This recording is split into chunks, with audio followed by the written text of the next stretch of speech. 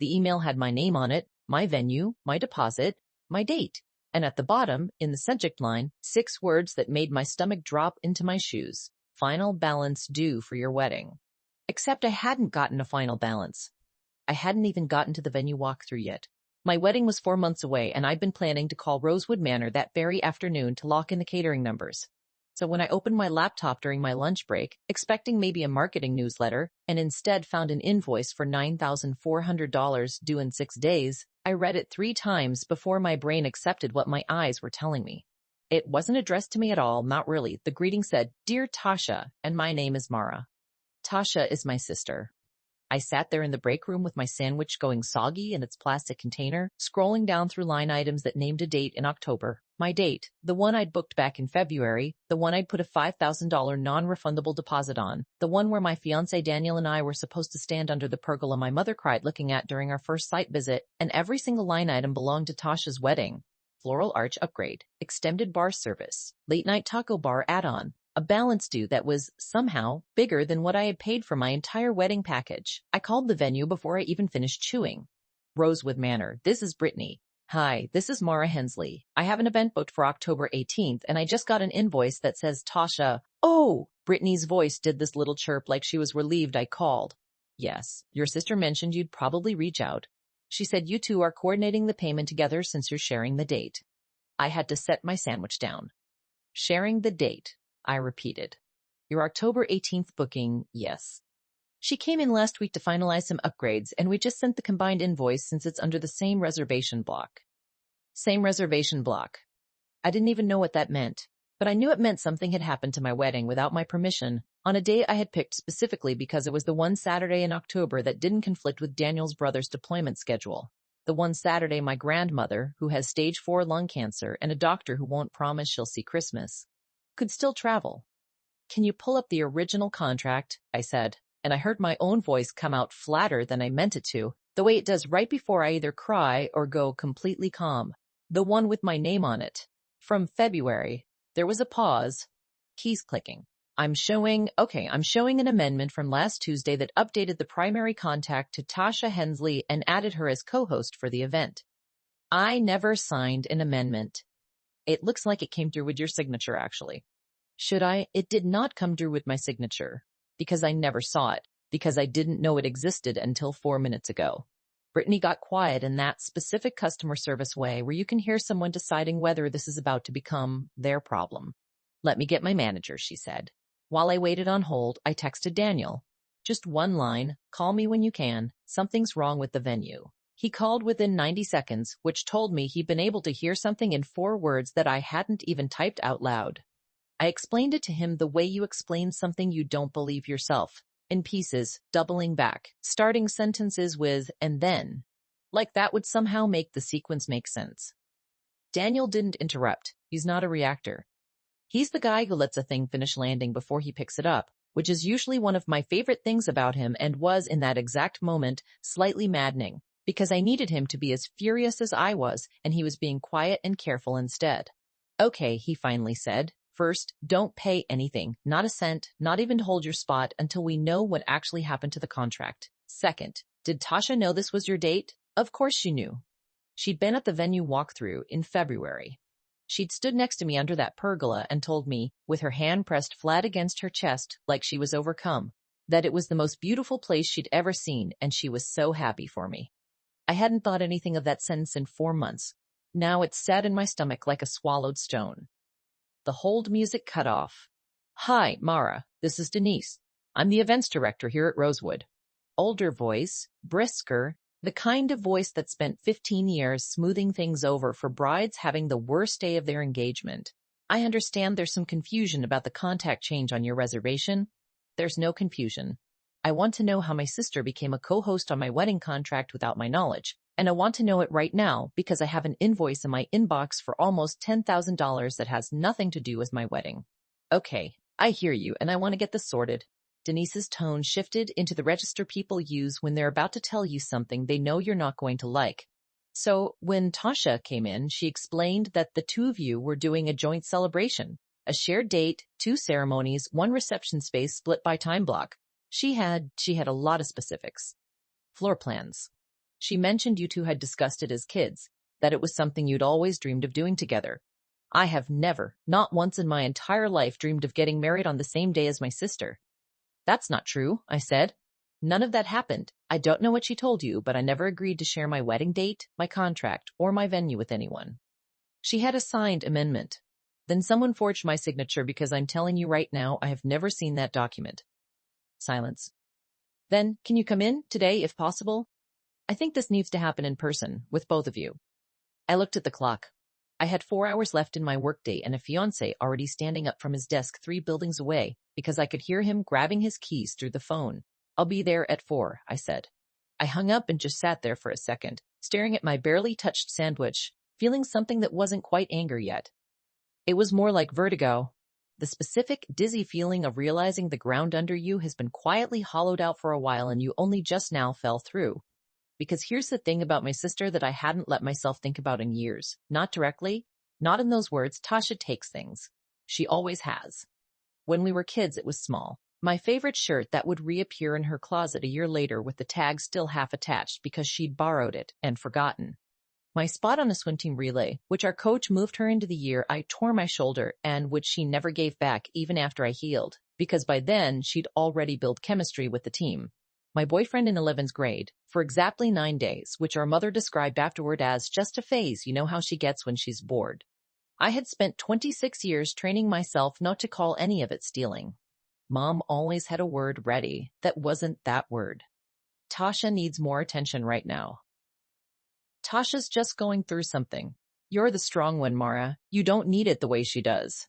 I had believed that story about myself for so long that it took an actual invoice with my name attached to someone else's wedding for me to even consider that maybe I wasn't the strong one. Maybe I was just the one who'd never been asked. Daniel picked me up outside my office at 3:40, and the drive to Rosewood Manor was almost entirely silent except for him saying once, at a red light, I need you to know I am 100% behind whatever you decide to do about this, even if it's something I personally would not have the patience for. What would you do? He thought about it. Burn it down a little? Metaphorically. I almost laughed. It was the first thing that had cracked through the numbness since the email landed. We got to the venue at 3:58, and Tasha's car was already in the lot. She was sitting in the lobby when we walked in, scrolling her phone, legs crossed, looking for all the world like a woman waiting for a hair appointment rather than a woman who had hijacked her sister's wedding contract. She looked up when the door chimed, and her face did this thing. I want to say it was guilt, but if I'm being honest with myself, in that first half second, it looked more like irritation. Like we were early. Like we were the inconvenience.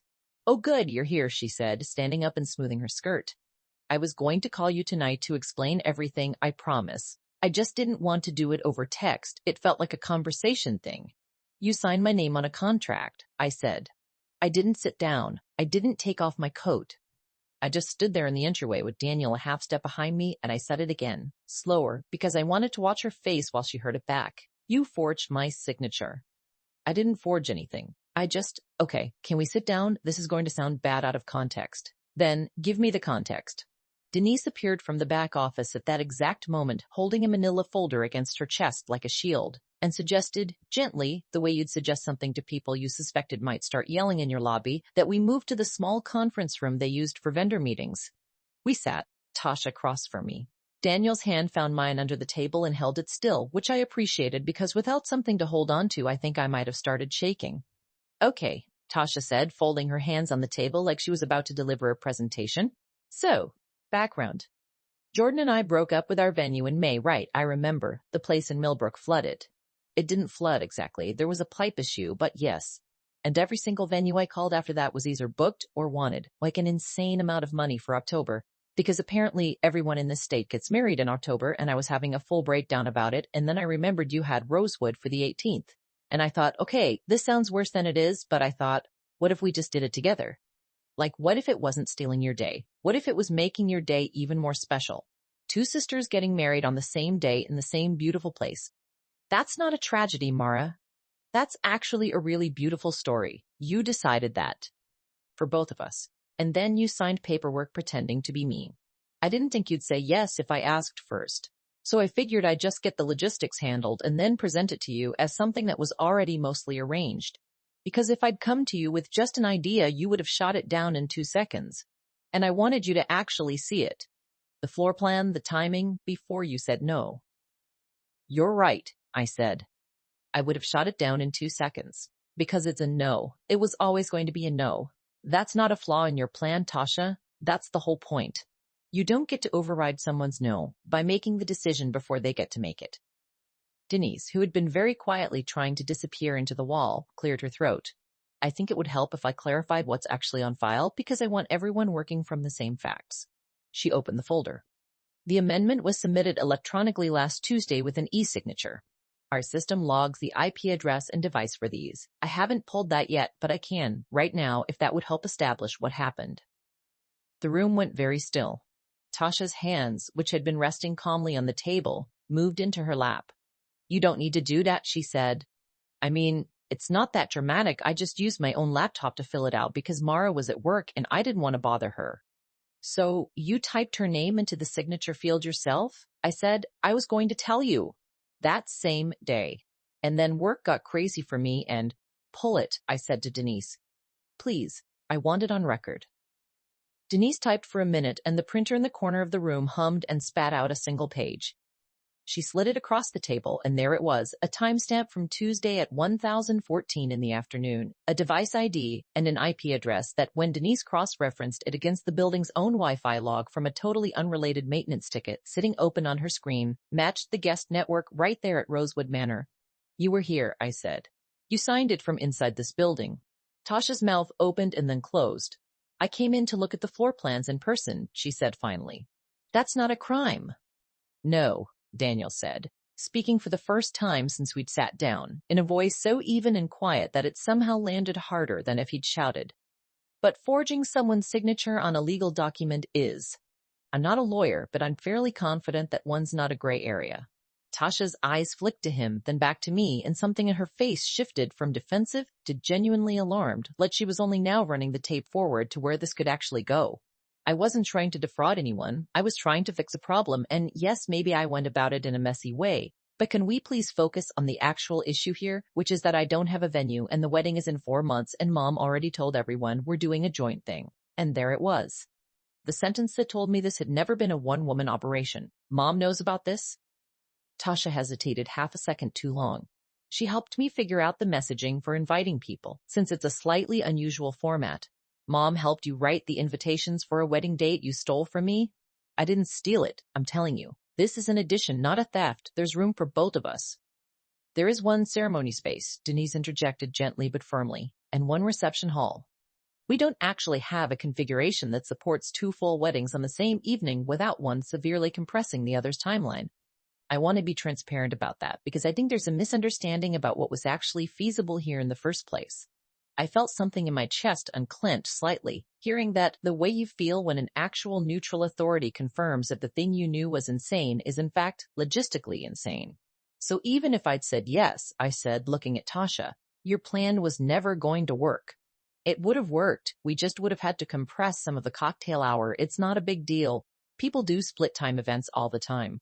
For 2 separate weddings, sharing a single ceremony space and reception hall with one combined invoice on one bride's contract without that bride's knowledge? I let that sit in the air for a second. Tasha, say it back to yourself, out loud. Listen to how it sounds. She didn't say it back. She looked at the table. Denise cleared her throat again. I do need to address the financial side of this, regardless of how the personal matter resolves. The amendment is being voided as of right now since it was executed fraudulently. Mara, you'll need to come by tomorrow to re-sign your original contract terms just as a formality, since the system shows it was altered. Tasha, your additional bookings, the floral upgrade, the bar extension, the taco bar, those were real vendor commitments we made on your behalf based on what we believed was an authorized request. Those vendors need to be paid or canceled within the contracted notice period, or there will be cancellation fees. How much? Tasha said very quietly. Denise looked at the paperwork. Given the timeline, you're looking at roughly 60% of the total as a cancellation fee if you cancel today. That's a little over $5,000.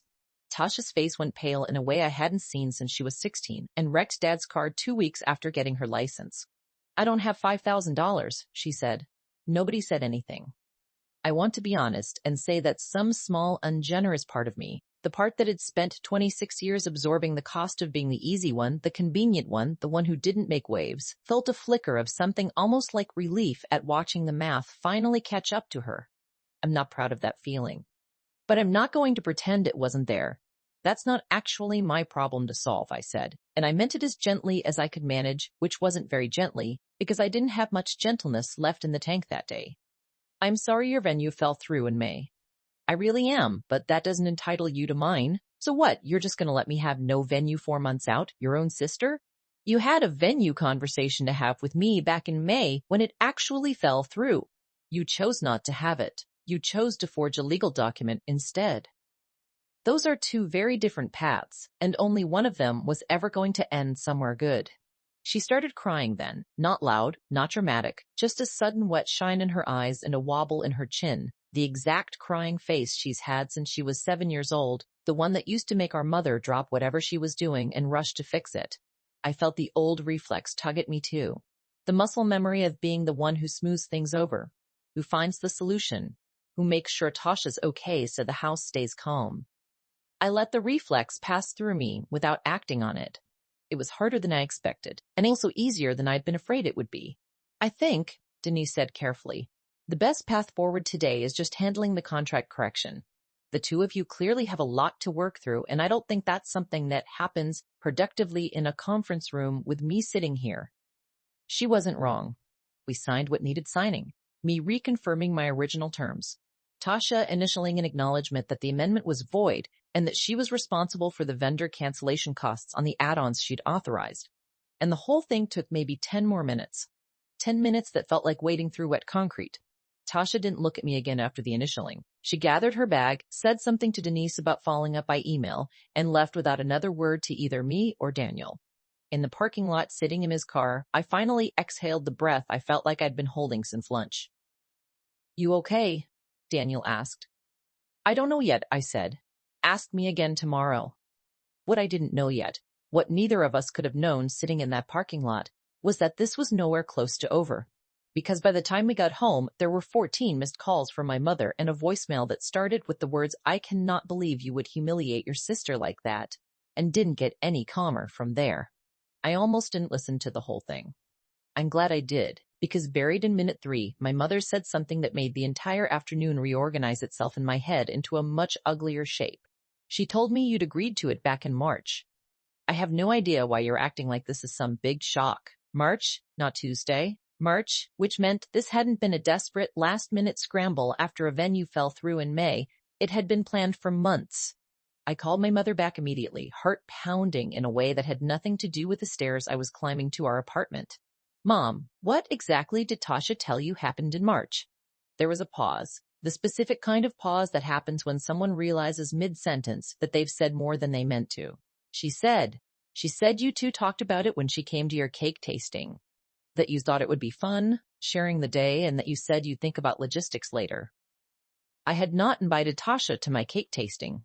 I remember it that day specifically because it had been Daniel, me, and my best friend Priya eating 11 different buttercream samples in a tiny bakery that smelled like vanilla and ambition, and Tasha had shown up uninvited, claiming she was in the neighborhood and stayed for 45 minutes asking pointed questions about my venue's capacity and whether it could technically handle more than one event in a day. I remembered answering that question honestly, the way you answer a sister's curious small talk, having no idea I was handing her reconnaissance. Mom, I said, standing very still on the landing outside my apartment door, keys forgotten in my hand. I need you to actually hear what I'm about to tell you, instead of deciding in advance that I'm the problem. Because I think you've been told a story for months that isn't true, and I think you helped plan a wedding around a lie. Mara, don't be so dramatic. She forged my signature on a legal contract, Mom. Today, there's a record of it. The venue pulled the IP address. Silence on the other end. A long one. What do you mean, forged? I mean, she typed my name into a signature field on a document I never saw from inside the venue's Wi-Fi network and submitted it as if I had agreed to share my wedding day with her. There was never a conversation at the cake tasting where I agreed to anything. I told her the venue's capacity because she asked, and she used that information to plan something behind my back for months, and then told you it had my blessing so you'd help her sell invitations and floor plans to a wedding I never agreed to. I could hear my mother breathing on the other end. the specific rattled quality of someone doing fast mental math, trying to reconcile two completely incompatible versions of the same months. She showed me texts, my mother said, but her voice had lost its certainty. From you, saying you were excited about it? That stopped me cold. What texts? She showed me on her phone screenshots. I didn't think to question it. Mom, I need you to ask her to show you those exact texts again, right now, today, while you're both still thinking about this, because I never sent her a single message saying I was excited to share my wedding. If she has screenshots, either she faked them or she's quoting something completely out of context, and I want to know which before one more person in this family repeats a story about me that isn't true. My mother didn't say anything for a moment. Then, quietly, she's been planning this for so long. She had a whole presentation. A slideshow, floor plans, a sample schedule, even mock-up invitations with both your names on them. She showed it to me and your father back in April. She seemed so sure you were on board. I sat down on the top step outside my own apartment door because my legs needed somewhere to be that wasn't holding me up anymore. A slideshow. Mock-up invitations. Floor plans. This wasn't an impulsive scramble after a flooded venue. This was a campaign built carefully with supporting evidence manufactured well enough to convince our own parents, and it had been running in the background of my life for at least 6 months while I picked out cake flavors and dress fabric, completely unaware that somewhere else in the family group chat, a parallel version of my wedding was being built on top of mine like a second floor poured without a permit. I want to see that slideshow, I said, tonight, if possible. Mara, I don't think, Mom. I am not asking you to take a side right now. I am asking you to look at evidence. There's a difference. She agreed, finally, reluctantly, to forward whatever Tasha had shown her, and we hung up with nothing resolved, which felt about right for the day I'd had. Daniel had been standing in the doorway of our apartment the whole time, having clearly heard most of it through the door I hadn't bothered closing. And when I finally came inside, he didn't say anything immediately, smart or comforting. He just made tea, put it in front of me, and sat across the table waiting until I was ready to talk, which I think is its own kind of love language, the patience to just exist next to someone's bad day without trying to fix the unfixable parts of it on a deadline. There's a slideshow, I told him eventually, apparently, with fake texts from me in it. How fake? I don't know yet. That's the part that's going to keep me up tonight. It kept both of us up, actually, because at 11:40 p.m., my phone buzzed with an email forward from my mother. Subject line blank. Just a file attachment named Tasha W. Wedding, Wisquarty Fission, Numboscore Fission W. Wesn Dotch, FD8 Sex, sent with no message at all, which somehow felt worse than if she'd written something. We opened it on Daniel's laptop side by side on the couch, and slide by slide it got worse than I'd braced for. Slide 1, a soft pink title card, 2 sisters, one beautiful day, with a stock photo of 2 women in white dresses holding hands that were not, notably, me and Tasha. Slide 4, a screenshot, supposedly, of a text conversation between me and her, the bubble colors matching our actual thread, my name at the top exactly as it appears in her phone. The message read, honestly, that venue is big enough for 2 events easily. We should think about it, LOL. I scrolled back through my actual messages with Tasha from February while Daniel read over my shoulder and found the real message, sent the same day, in response to her asking how big the reception hall was. Honestly, the venue is big enough that I think they do 2 events some weekends. It's pretty massive, lol. She'd taken a real text about a real fact I'd mentioned in passing and surgically edited it into something that sounded like agreement. The screenshot wasn't faked in the sense of fabricated from nothing. It was worse than that, in a way. It was real conversation, real timestamp, real bubble styling, just quietly rewritten in the part that mattered.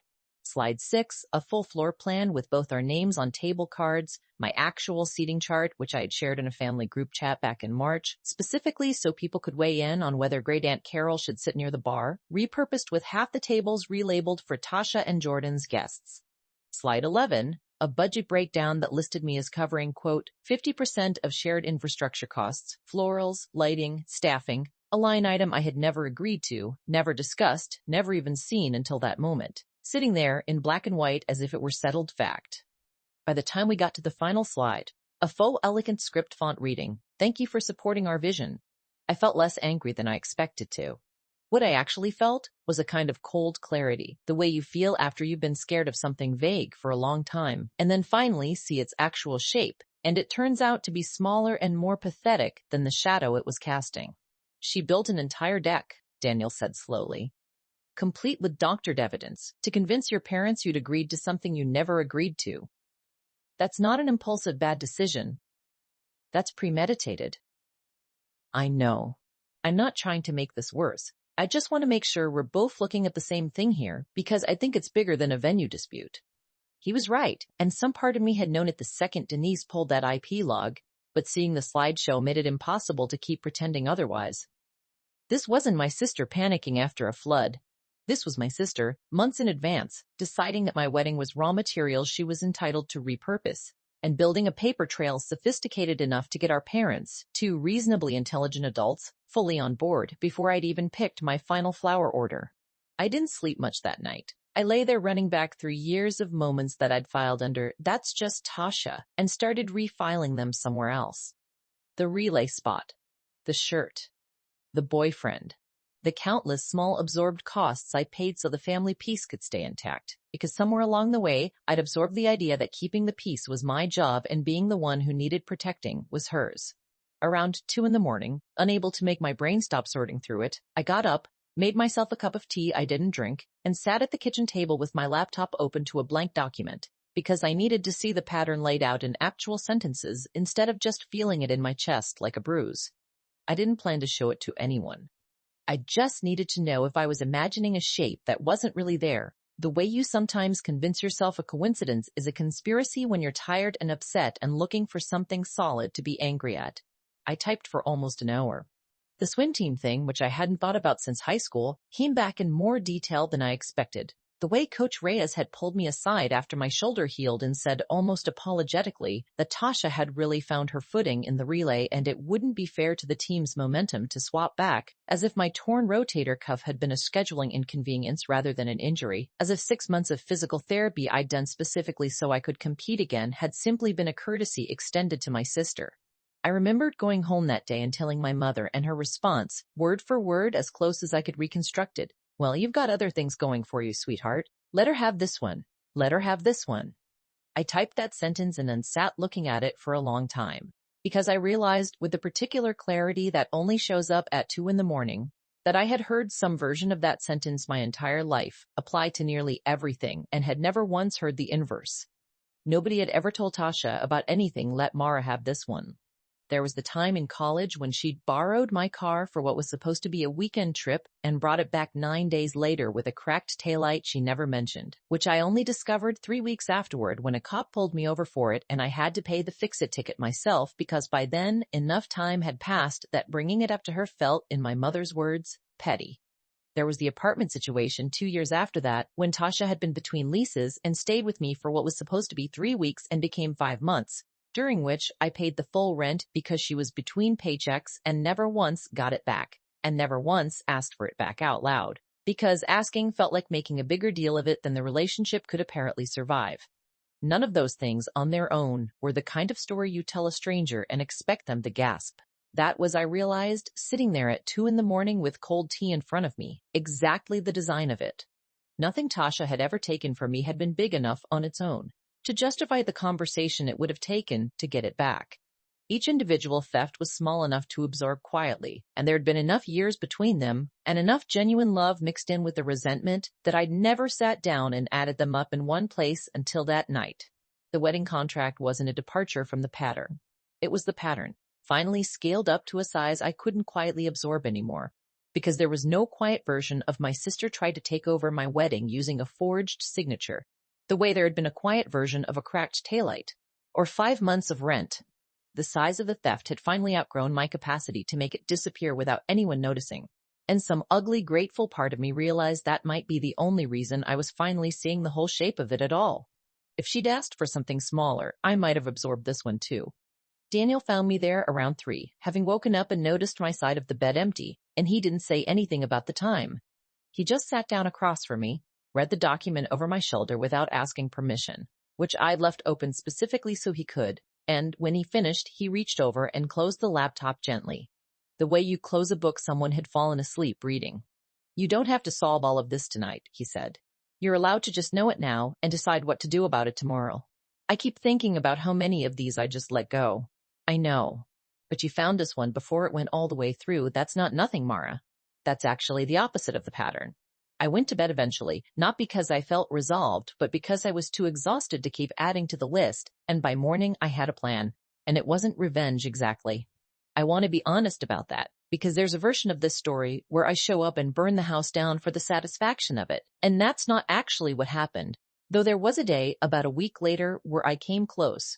What I actually did first was simple. I called a lawyer. Not to sue my sister. I didn't want that, and frankly I doubt she had $5,000, let alone enough to make a lawsuit worth the emotional cost. But to understand exactly what forging a signature on a binding contract meant, legally, so that if this ever escalated, I wasn't operating on guesses. The lawyer, a calm, slightly amused woman named Renata, who clearly fielded family drama consultations more often than her law degree probably anticipated, told me that what Tasha had done technically qualified as forgery and could, depending on the venue's choice to pursue it, constitute fraud since money and contractual obligations were involved. She also told me, in a tone that suggested she'd seen this exact scenario before, that most venues don't pursue criminal charges against a customer's family member unless there's financial loss they can't otherwise recover. And since Rosewood Manor had already recovered their position by voiding the amendment and billing Tasha directly for her own vendor commitments, there probably wasn't a strong incentive for them to escalate further unless Tasha stopped paying. So she's not going to jail, I said, half to confirm, half because some small ugly part of me had been quietly hoping otherwise and needed to consciously let that hope go. Almost certainly not, Renata said, but I'd recommend you keep a copy of that IP log and the amendment paperwork somewhere safe regardless. Documentation like that has a way of mattering later, even when you don't expect it to. I took her advice. I saved everything, the voided amendment, the IP log, the slideshow, screenshots of the actual unedited texts next to the doctored ones, into a folder, and then I did something that surprised even me. I didn't send any of it to my mother right away. I sat on it for 4 days, mostly because I wanted to see what Tasha would do next without me forcing her hand. And also because I genuinely needed those 4 days just to feel normal again, to plan my own actual wedding without that low hum of dread underneath every decision. Tasha, it turned out, did not use those 4 days to reflect. She used them to call my future mother-in-law. I found out because Daniel's mother, Carol, a soft-spoken retired school teacher who has never once raised her voice at me in the 2 years I've known her, called Daniel sounding flustered in a way that was completely out of character. "Your sister-in-law called me," she said, the word sister-in-law landing slightly wrong, like she wasn't sure that was even the correct term yet, given we weren't married. But she used it anyway because it was the only frame she had for the relationship. She said some things about Mara that I didn't know what to do with, and I wanted to check with you before I said anything back to her. Daniel put it on speaker, his jaw tightening in a way I'd only seen once before, the night his college roommate badmouthed me at a wedding we weren't even involved in. "What did she say?" he asked. Carol hesitated. She said Mara's been, quote, controlling and possessive about the wedding stuff, and that she was worried Mara might make a scene at the actual ceremony because she's always been jealous of Tasha. She wanted to give me a, quote, heads up so I wasn't, quote, blindsided. I felt my face go hot, the specific humiliated heat of hearing someone has been quietly narrating a version of you to people who matter to you behind your back while you had no idea the story was even being told. "That's not true," I said, leaning toward the phone. "Carol, I promise you, none of that's true. I can send you the actual documentation if it would help. The actual venue records, everything." "Oh, honey, I didn't believe her," Carol said quickly, and something in my chest unclenched slightly at the warmth in her voice. "I've known you for 2 years. You've never once raised your voice in front of me. You remembered my anniversary before my own son did, and frankly, the whole thing she described sounded like someone trying to get ahead of a story before the real one got around. I just wanted to tell you so you'd know it happened and so you'd know I didn't buy it for a second." I thanked her more than the moment probably called for, mostly because I was fighting back tears and needed somewhere to put the gratitude so it didn't turn into crying on the phone with my future mother-in-law. But it changed something for me. Up until that call, some quiet, hopeful part of me had still been treating this as a containable family hiccup, something that would get resolved at the kitchen table eventually, smoothed over the way these things always got smoothed over, with Tasha eventually apologizing in her own roundabout way, and everyone agreeing not to bring it up at Thanksgiving. This wasn't that. Tasha wasn't trying to fix anything. She was getting ahead of the narrative, planting seeds with people who hadn't even met me yet, trying to make sure that if this story ever came out fully, there'd already be a preloaded explanation in place. Mara's jealous, Mara's controlling, Mara's the one who can't handle her sister having anything nice. That was the moment I stopped trying to protect the peace and started trying to protect the truth instead. I sent my mother the folder that night. Everything. The voided contract, the IP log, the doctor texts side by side with the real ones, even a polite, factual message explaining that I understood this was hard to hear, but that I needed her to actually look at the evidence instead of the story she'd been told, because the story and the evidence did not match, and I was done absorbing the cost of that mismatch quietly. Before my mother responded at all, though, someone else did, and it was the last person I expected. Jordan texted me directly 2 days after the Carol phone call. We'd never had a one-on-one conversation in the entire 2 years he and Tasha had been together. He was the quiet, slightly awkward type who let her do most of the talking at family gatherings and seemed perpetually a little overwhelmed by how loud our family got after a few drinks. And our relationship had never gone much past polite small talk about his job and logistics, and whether the Eagles were going to choke again that season. So when his name popped up on my phone, I actually checked twice to make sure I hadn't misread it as someone else. Hey, I know this is weird coming from me, the message started. I'm not trying to get in the middle of anything between you two, but I think you should know some stuff before this goes any further, and Tasha doesn't know I'm telling you. My stomach dropped in a different way than it had with the invoice. Less shock, more a dull, sinking confirmation that there was more underneath what I already knew. He called instead of texting the rest, which told me he'd thought about this enough to want his tone audible rather than risk it being misread in writing. He told me carefully, like a man picking his way across ice, that the venue situation hadn't actually started in May when their original place flooded. It had started back in February, the same week as my walkthrough, when Tasha came home from that cake tasting, the one she'd shown up to uninvited, and told him, in his words, this whole idea about doing something together with the venue, like it was already half decided. He said he'd pushed back immediately, told her it sounded like a terrible idea and that she should talk to me directly before doing anything, and that she told him she would. She told me for months that she'd talked to you about it, he said, that you were on board, just slow to commit to specifics because you're a planner. I believed her. I want to be honest. There were a couple times I asked to see something in writing from you, just because it felt like a big thing to plan without more communication, and she always had an excuse. You were busy, you said you'd confirm later, stuff like that. I should have pushed harder. I didn't, because I didn't think my fiancé would lie to me about something this size, and I feel like an idiot saying that out loud now. You're not an idiot, I said, and meant it, even though some old reflex in me wanted to comfort him more than the moment probably required. The same reflex that had spent years smoothing things over for Tasha. There's one more thing, he said, and his voice tightened in a way that told me whatever was coming, he debated telling me at all. The flood. The thing with our original venue in May. It didn't flood because of a pipe issue on their end.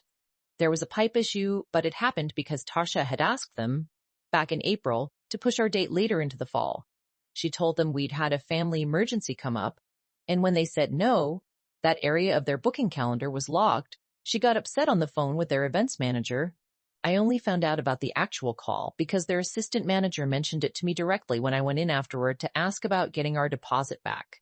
He said she'd been, his words, aggressive on the phone, and that after that call, maintenance found the pipe issue during a walkthrough they did specifically because they'd flagged the account as a problem and wanted documentation of the building's condition before any dispute escalated.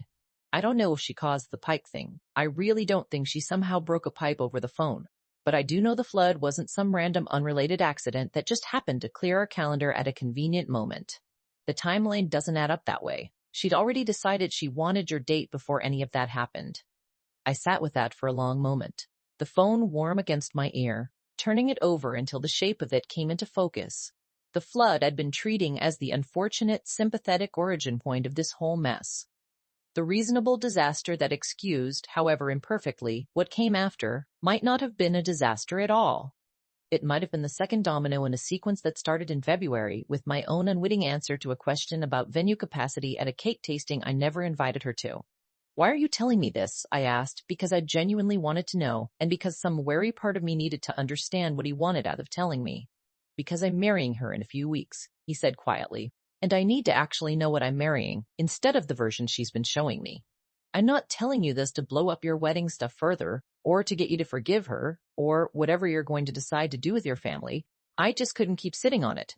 And honestly, I think you deserve to know the whole shape of it, not just the part that happened in a conference room. I thanked him, which felt like an inadequate response to the size of what he just handed me, and I told him I was sorry he was finding all this out the way he was, which he said he appreciated more than he expected to. I didn't share the venue detail with my mother right away. It felt like Jordan's information to manage, not mine to weaponize, and there was something uncomfortable about using his trust in me as ammunition in a fight he hadn't asked to be part of. But I kept it, the way you keep a fact that quietly recalibrates everything around it, and it changed how I read every other piece of this. Not as one bad decision compounding under pressure, but as a pattern with roots going back further than I'd let myself believe, even after the slideshow. I sent my mother the folder that night anyway, the parts that were mine to send, and waited. She didn't respond the next day either, and I told myself that was fine, that people need time, that this wasn't a problem solvable on my timeline. What actually happened, I learned later, was that my mother sat with that folder for 2 full days, then drove to Tesh's apartment unannounced and asked her, point blank, to explain the discrepancy between the real texts and the screenshots. According to my mother, and I believe this part because it's the kind of detail you don't invent, Tasha's first response wasn't an apology. It was anger. She accused our mother of siding with Mara and said the edited screenshot was basically what I meant anyway. I just cleaned it up for clarity, as if doctoring evidence were a copy editing service. It was only when my mother asked, very specifically, why she'd told Carol that Mara was jealous and might make a scene, a detail my mother hadn't gotten from me at all, but had apparently heard secondhand through my father, who'd heard it from Tasha's fiancé Jordan, who'd grown uncomfortable enough with the whole campaign to mention it, that Tasha finally stopped defending herself and started crying instead. My mother called me that evening, and her voice sounded different than it had in the voicemail 8 days earlier. Smaller. More tired. I think I made a mistake, she said. I think I made a lot of mistakes, actually, and not just this week. I didn't say anything right away, because I wanted to hear where she was going to take that sentence without me filling in the silence for her, the way I'd been doing my whole life. I spent so long thinking my job was to make sure Tasha felt secure, she continued, because she's always needed more reassurance, ever since she was little, and somewhere along the way, I think I started believing that meant giving her whatever she wanted, instead of teaching her she could survive not getting it.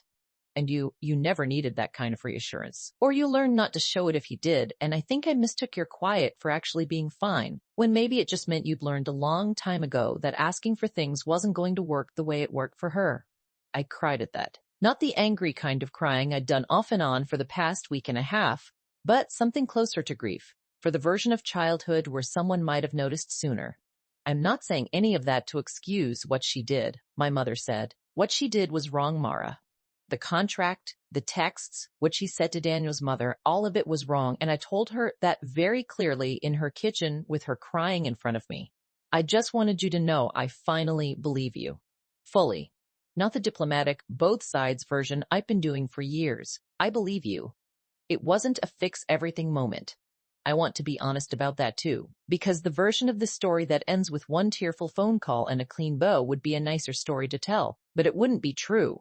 What that call actually did was something smaller and more durable. It took the floor out from under the idea that I was the unreasonable one, the difficult one, the one who needed to learn to share.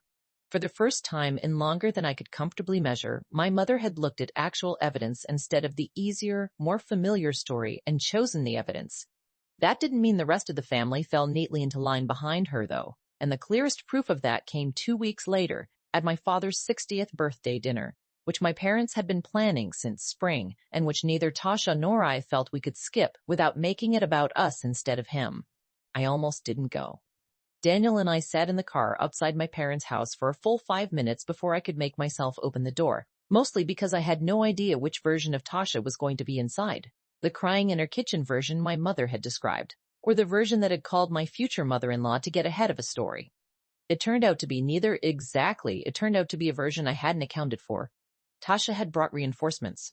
My Aunt Linda, my father's sister, a woman with strong opinions about everyone's life choices and an unfortunate gift for finding exactly the wrong moment to share them, had apparently been fed her own version of events sometime in the preceding weeks, because the second I walked through the door, she set down her wine glass and said, loudly enough for the whole front room to hear, "Well, here's the bride of the hour. I hear you've been giving your sister quite a hard time." The room went quiet in that specific way. Rooms go quiet when everyone already knows what's about to happen and nobody wants to be the one who starts it. That's an interesting way to describe a forged contract, Linda, I said. keeping my voice level mostly for my father's sake, since this was supposed to be his night. I just think it's a shame two sisters can't share a happy moment without it turning into a whole legal production, Linda said, glancing toward Tasha for backup. Marriage is supposed to bring families together, not split them into camps. Tasha, to her credit, or maybe just to her own discomfort, didn't immediately pile on. She stood near the kitchen doorway with a plate of appetizers she wasn't eating, looking like she'd rather be anywhere else, which told me she hadn't actually orchestrated this, even if she also hadn't done anything to stop it before it started. Linda, my mother said, appearing from the kitchen with the particular briskness she reserves for situations she has decided, mid-stride, not to tolerate. I'd like you to actually look at something before you decide whose side this dinner is taking. She printed it. I found out later she printed the whole folder, the contract, the IP log, the side-by-side texts, and tucked it into a manila envelope in her bag that morning specifically in case this exact scenario happened, which told me more about how seriously she'd taken the last 2 weeks than any phone call could have. Linda read through it standing in the front hallway with her coat still half on, and I watched her face do the same slow collapse my mother's must have done days earlier. Confidence sliding into confusion sliding into something more careful. I didn't know about any of this, she said finally, quieter. Tasha told me Mara was being controlling about sharing the venue. I know she did, my mother said. She told a lot of people a lot of things. I'd ask you to maybe hold off repeating them until you've seen what actually happened. Tasha set the appetizer plate down on the side table with a clatter that was probably louder than she intended. Can we please not do this at Dad's birthday, she said, and there was real distress in her voice, which I believed even though some colder part of me noted that the distress was arriving roughly 2 weeks after the forgery and not before it. You're right, I said. We shouldn't. I didn't bring this up tonight, Tasha. Linda did, based on something you told her, and I'm not going to stand in the hallway pretending I'm the one escalating this. My father, who had been hovering near the dining room doorway with the exhausted patience of a man who just wanted to eat his birthday dinner, finally spoke. Can everyone sit down? He said, not loudly, but in the specific tired dad register that somehow still worked on all of us even as adults. I would like for one evening to celebrate the fact that I am 60 years old and still alive, and I would like to do that without finding out new details about a wedding dispute over the dinner rolls. It was such an unglamorous, deflating thing to say that it actually worked. Linda apologized stiffly, more to my mother than to me, and folded the envelope closed and set it on the hall table like she didn't want to be holding it anymore. We sat down. Dinner happened. It was not comfortable. Tasha and I sat at opposite ends of the table and spoke to each other exactly 0 times, which is its own kind of loud in a family that size. But nobody else brought up the venue again. And by the time the cake came out, the worst of the tension had settled into something more like background static than an active threat. In the kitchen afterward, helping load the dishwasher because staying busy felt better than sitting still, Tasha came in to refill the water pitcher and we ended up standing 3 feet apart for the first time in weeks. I didn't tell Linda to bring it up tonight, she said, not quite looking at me. I told her once, weeks ago, before all of it came out. I should have called her and told her to drop it. I didn't think of it until she was already standing there. Okay, I said, because I didn't have anything more generous available in that moment, and I didn't want to manufacture something I didn't feel just to make the kitchen less awkward. I'm not saying that to get credit for anything, she added quickly, like she could hear how it sounded. I just didn't want you to think I planned that too. I believe you didn't plan that specific part, I said. I'm having a harder time with the parts you did plan. She didn't have an answer for that, and I didn't expect one. We finished the dishes in silence, and I left her parents' house that night without anything resolved, but also without the dinner becoming the disaster it could have been, which felt, at the time, like the most realistic kind of progress available. Not reconciliation, just 2 people managing to occupy the same room without it catching fire. The wedding itself happened in October on the date I'd booked, under the pergola my mother had cried at back in February. This time crying for an entirely different, much better reason. The morning of, I woke up before my alarm in the hotel room Priya had booked for the bridal party and lay there for a few minutes just listening to the building start to wake up around me. Someone's hairdryer through the wall, a housekeeping cart squeaking down the hallway, Priya already in the bathroom humming something off-key while she did her own makeup first so she could focus on mine. There's a particular quality to the morning of your own wedding that nobody had adequately described to me beforehand. A kind of suspended, golden ordinariness, where you're aware that the day is enormous and also aware that you still have to find your other shoe and remember to eat something before the champagne. I thought about the contract exactly once that morning while Priya was curling the last section of my hair, and it was a strange, almost clinical thought rather than an emotional one. I wondered whether, somewhere across town, Tasha was also getting ready for a wedding that wasn't going to happen for another month, in a venue she'd had to find and pay for entirely on her own, and whether she was thinking about this morning at all. I didn't linger on it. I let the thought pass through the way you let a stranger's car pass on the highway, and went back to deciding which earrings actually worked with the neckline. Rosewood Manor in October looks like something out of a different century. The maple trees along the drive had gone fully orange and red in the 2 weeks before the wedding. And Denise, who met us at the side entrance with a clipboard and the calm efficiency of someone who has personally prevented 100 small disasters, told me without my asking that she'd had the grounds crew clear every fallen leaf off the ceremony path twice that morning, because the wind kept undoing their work. It was such a small, specific kindness that I almost cried right there in my dress before the ceremony had even started, which would have ruined Priya's 20 minutes of careful eye makeup. So I made myself think about something else until the feeling passed. My grandmother arrived an hour before the ceremony in a wheelchair pushed by my uncle, wrapped in a cardigan despite the warm afternoon because chemo had left her perpetually cold, even in October sunshine. The drive from her care facility was 40 minutes, and her oncologist had cleared the trip only on the condition that someone trained stayed within arm's reach the entire time, which my aunt had done without complaint, sitting in the back seat the whole way holding an oxygen concentrator like it was the most normal cargo in the world. When they wheeled her up to the spot reserved at the end of the front row, she reached up and caught my hand before I could even say hello, and held it for what felt like a long time, her grip surprisingly strong for someone who'd lost so much weight that her wedding ring, the one she still wore, 61 years after my grandfather put it there, had to be taped to fit. "You look like your grandmother," she said, which made no sense, and also made complete sense, the way things she said sometimes did, since the treatment started affecting her thinking in small, unpredictable ways. Not me. My mother. She had a wedding dress this color too, before the war ruined everything she owned. I didn't correct her.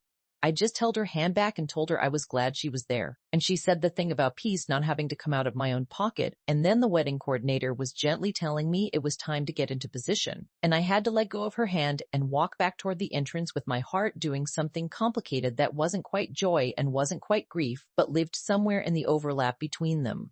The ceremony itself I remember mostly in fragments, the way I'm told most people remember their own weddings. Daniel's face when the doors opened doing a thing I'd never actually seen it do before. A kind of unguarded brightness he usually kept tucked behind something more composed. The officiant, a friend of ours from college who'd gotten ordained online specifically for this and had been nervous about it for weeks, stumbling slightly over one line and then recovering with a joke that got the whole crowd laughing, which broke some tension I hadn't realized I was carrying in my shoulders. My father walking me down the aisle, squeezing my arm at the halfway point and murmuring just for me, "Your mother and I are sorry it took us this long to actually see what was happening. I hope today makes up for some of it." I didn't have room to answer him in that moment, not without falling apart in front of 120 guests, so I just squeezed his arm back and he understood. The way you understand things with people you've known your entire life without needing the words spelled out. Tasha's absence was a presence of its own kind, if that makes sense. Not a wound exactly, more like a missing tooth you keep almost forgetting about until your tongue finds the gap again. There was a moment during your reception, while the DJ was setting up for the first dance, when I caught myself scanning the crowd out of pure habit, the old muscle memory of checking where my sister was in a room, before remembering she wasn't in this one. It passed quickly. Priya was beside me within seconds, refilling my glass and steering my attention toward something funny. My uncle had just said, the way good friends do when they notice you've drifted somewhere private and want to gently bring you back without making it a whole conversation. By the time the night wound down, string lights strung through the same maple trees that had dropped their leaves that morning, my grandmother, long since taken home to rest, Daniel's tie loosened and his jacket draped over the back of a chair, both of us barefoot on the dance floor because my feet had given up around hour 3. I felt something settle in my chest that I want to call peace, even though peace feels like too small a word for what it actually was. It was closer to the specific relief of having survived something you weren't sure you'd survive intact, and discovering you had. Tasha wasn't there. We hadn't spoken since the venue conference room, beyond one short, stiff exchange of texts in late August where she said she was still processing everything, and I told her I understood, and that the door wasn't closed forever, just closed for now, while I figured out what kind of relationship, if any, could survive being rebuilt from underneath something like that. I genuinely don't know yet what the next chapter with my sister looks like. Some days I think we'll find our way back to something workable, slower and more honest than what we had before. Other days, I think the version of sisters we've been running on for 26 years was never built to survive contact with the truth, and that maybe what gets built next, if anything does, has to be something neither of us has tried before. What I do know is this. She eventually found a venue for November, a smaller one, paid for entirely by her and Jordan. No slideshow, no borrowed dates, no one else's contract repurposed to make the math work. My parents went. I didn't, and nobody pretended that was anything other than exactly what it was. And somewhere in a folder on my laptop, I still have that slideshow. 2 sisters, 1 beautiful day. I haven't deleted it. Not out of spite, or at least I don't think it's spite anymore. I keep it the way you keep an X-ray after a broken bone has healed. Not because you need it to feel the pain again, but because it's proof. On the days your memory gets generous and starts softening the edges of what actually happened, that you didn't imagine the break. That it was real. That you're allowed to remember it exactly as sharp as it was. I got married on my own date, in my own dress, in front of the people who showed up for the truth instead of the easier story. And for the first time in my entire life, nobody sent me an invoice for it afterward.